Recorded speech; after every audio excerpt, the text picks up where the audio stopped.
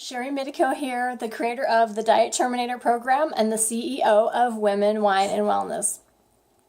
I want to talk a little bit about the psychology of overeating, and we're going to do a video series here on how our unhealthy eating patterns get started to begin with. Today we're going to talk about traumatic experiences.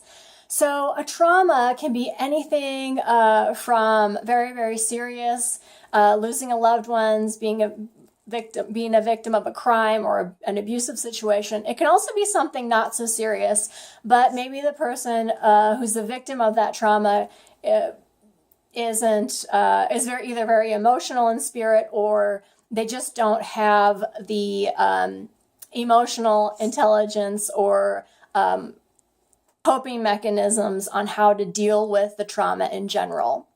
So what happens is it's very, very easy to want to escape those feelings that the trauma created, right? It could be fear, it could be shame, it could be anger, any plethora of emotions. It can be very, very deep, intense, and hard to deal with those things, hard to want to face those things on. A lot of times it's very, very easy to turn to things like food to help us escape or soothe the feelings that the traumatic experience has created.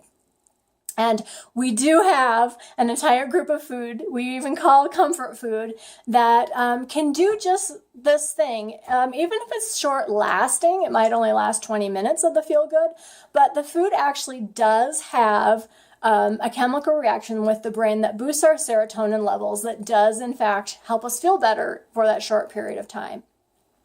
So the problem with this, the more often we fall into that behavior, that then becomes a habit. And it's harder and harder to stop doing that, even long after the traumatic experience is behind us. Even if we've had counseling for the traumatic experiences in our life, we can still be hooked into that habit.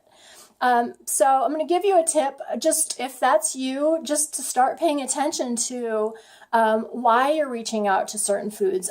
Is it because you're uncomfortable with your emotions? Is it because something is too difficult to face? Really pay attention to that and be honest with yourself on, is the food really helping me? Is there something else that I really need that's going to really help me break through these emotional patterns and these habit patterns of overeating due to my emotions associated with the traumas in my past?